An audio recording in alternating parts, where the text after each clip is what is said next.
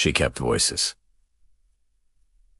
Because people left, it started with her grandmother. The last voicemail she ever left was a simple one, just asking if she'd eaten, scolding her gently for staying up too late. After the funeral, when the house was quiet and the scent of lilies faded, that little audio file became a lifeline. It was a Tuesday. It was raining, and her grandmother was still there, in the digital ether, her voice a warm blanket against the cold silence. Then came her first love. His messages were a chaotic mix of breathless laughter, inside jokes whispered at 2 a.m., and the occasional, clumsy, "I miss you." When he moved across the country for college, the calls became less frequent, the space between them filled with new lives, new friends. But she still had his voice, a snapshot of a boy who promised forever on a summer night. Listening to it was like flipping through an old photo album, a bittersweet reminder of a different time, a different her. Her best friend from childhood was next. They'd promised to be inseparable, a pact sealed with friendship bracelets and shared secrets. But life has a funny way of pulling people apart. A fight, a misunderstanding, words left unsaid. The last message was an angry one, sharp and regrettable. For years, she couldn't listen to it.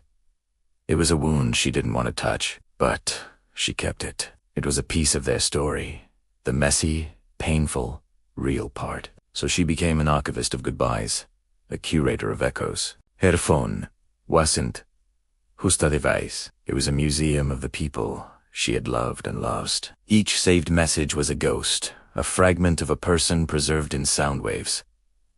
Her collection grew, a professor's encouraging words before he retired, a neighbor's cheerful hello from a few years back before she moved away, even a wrong number, a stranger's kind and slightly confused voice, became a part of the collection, a tiny, anonymous connection in a disconnected world. People thought it was strange. Why hold on to the past? They'd ask, isn't it healthier to let go? Maybe they were right.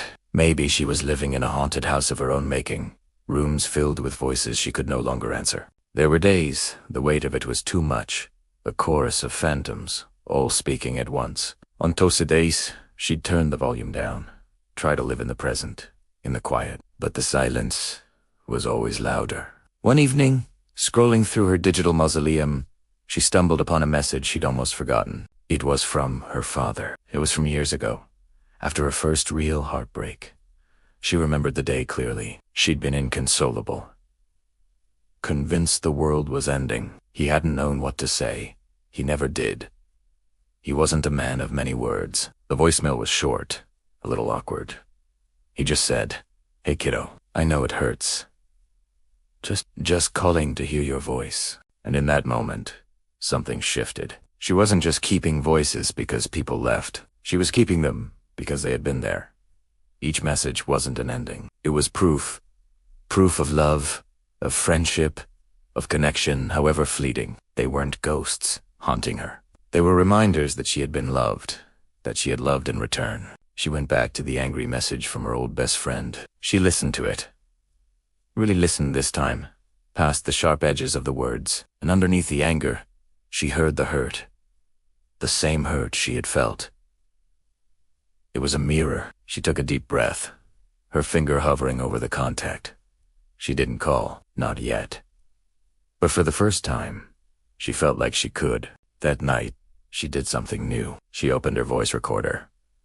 She spoke to the silence, to the empty room. She told her grandmother she was eating well. She wished her first love, happiness, wherever he was. She apologized to her friend. She thanked her professor. She sent her own voice out into the digital ether. Not for anyone to save, but simply to let it exist. She realized she wasn't just the girl who saved voicemails. She was a collection of all the voices that had shaped her. A symphony of hellos and goodbyes, and her own voice was now a part of it. It was quiet, a little shaky, but it was there. It hadn't left. She hadn't left. She was still here, ready to speak, ready to listen, and ready to press save. Not on an ending, but on a new beginning. Thank you so much for watching and sharing this story with me. If this resonated with you, I'd love to hear your thoughts in the comments. Don't forget to like and subscribe for more stories that explore the little moments that make us human. See you next time.